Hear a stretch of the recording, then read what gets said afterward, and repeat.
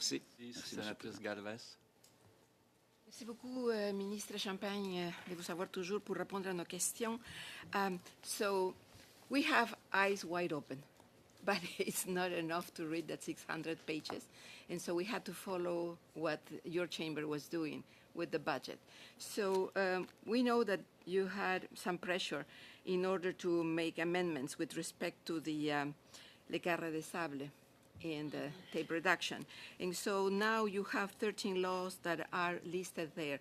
However, there are two very, very important laws that are not in this list, which is the Canada Labour Code and the Canadian Environmental Protection Act. So how are you going to ensure that the rights and freedoms necessary to protect workers and also the environment? Because as you said, a healthy environment is the basic for a healthy and sustainable economy. So who will the minister consult? How this will? Very short, I have another question. Sure. Well, that's a very good question. The chair would have said we spend a lot of time on guardrails with respect to the what we call regulatory sandbox. I had to inform my colleague of the House, by the way, this is not something new. This exists in all G7 countries. We're just catching up with the OECD. So there's been a lot of discussion, but just so we're clear, I have a list of all the countries who have similar framework, which is based on the OECD report. This is something that has been existing for a long time. We're just trying to upgrade, remove some of the red tape. But we have accepted that the colleagues in the opposition wanted to put more guardrails. We have listed a number of them. But I just want to just very, very clear to Canadians, one of them, these exemptions would be for very, very, very, very limited sector. We talk about clean technology and financial technology. And then you have to go to, you have a number of guardrails. And specifically, we have listed a number of acts that would still apply. This is not, I would say, necessarily an exhaustive list. Obviously, the minister will have to use good judgment when it applies these very limited, exception.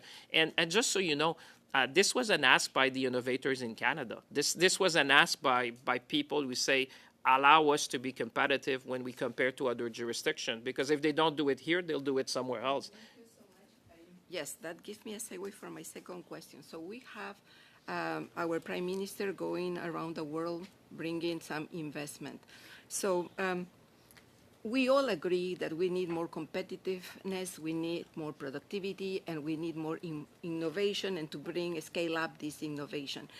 But in the budget, this innovation, this productivity, this competitiveness is searched and looked and supported in a sector that is sunsetting. That the productivity, the innovation is now in the transition into electrification, into low-carbon economy.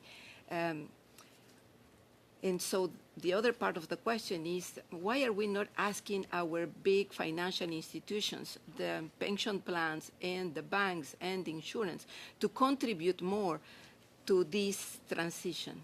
That's a very. I think they will, Senator. I can tell you, coming back from meetings with what they call the Super, which is also the pension fund in Australia, there is a lot of desire to be part. And Canada has the most extensive suite of clean economy tax credits, and this is not lost on them. They realize that an investment in Canada, whether it's about the clean technology investment tax credit, the clean electricity, the clean hydrogen ITCs. I mean, we have a suite of tax credit that really make Canada the best place to invest in the world when you want to be part of the new economy.